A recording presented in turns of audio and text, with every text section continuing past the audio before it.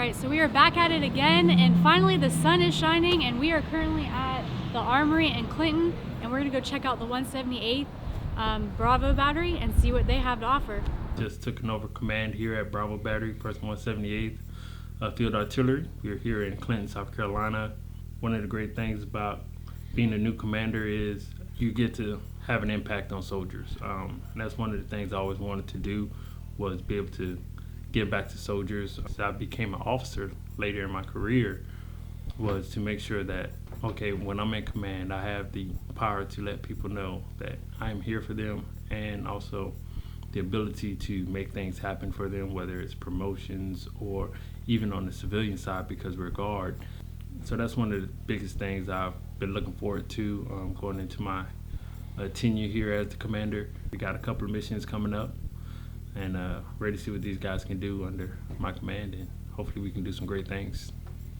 So this Field Artillery Battalion in the state has M109 Alpha 6s, which is actually a self-propelled howitzer. There's two different kinds, the 777 and the 109. We shoot the 155 round. The 109 is the only one that shoots actually the 105 round.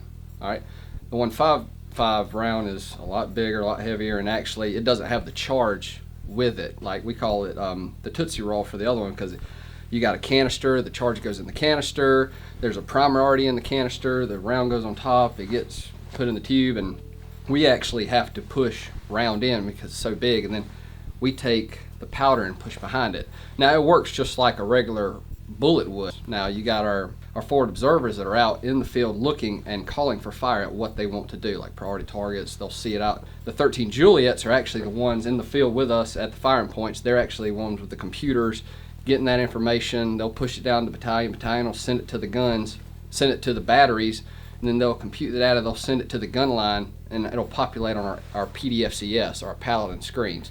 And it'll tell us the fire mission, how many rounds, what kind of round, what charge to push for that round. So it's already known that, hey, you're here, we want it to go here, you're going to need to use. They know exactly what charge at what deflection at what quadrant to actually leave that gun and land on that point somewhere on this earth. Bravo Battery is definitely a family-oriented unit, okay? We're all family around here. We all chip in to everything. And that keeps morale up, you know? If you feel like you're part of a family, you're able to communicate more with them. If you ever want to say anything about Bravo, family-oriented. Now that we've learned a little bit more about the 178th Bravo Battery, we're going to head on to the next location. So it was a short drive over from Clinton over to Lawrence, South Carolina, and we are currently at the 1055th Transportation Company Readiness Center, and we're going to take you guys inside to check it out and see what they have to offer.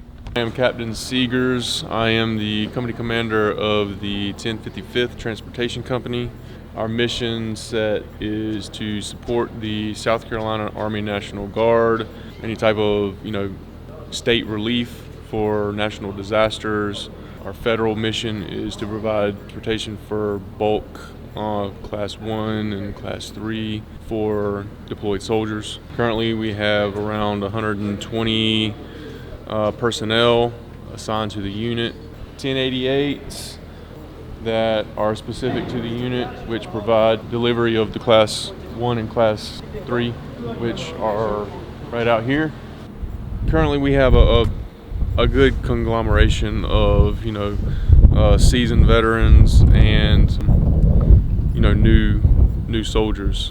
The seasoned ones are they're trying to take the newer ones underneath their wing and show them the ropes as far as equipment that we're using and stuff like that, but can use some more soldiers also. So it was great to stop by the 1055th out in Lawrence, South Carolina, and it was nice to learn more about the equipment that they use out here. But now we are going to continue on the road and head to the next location.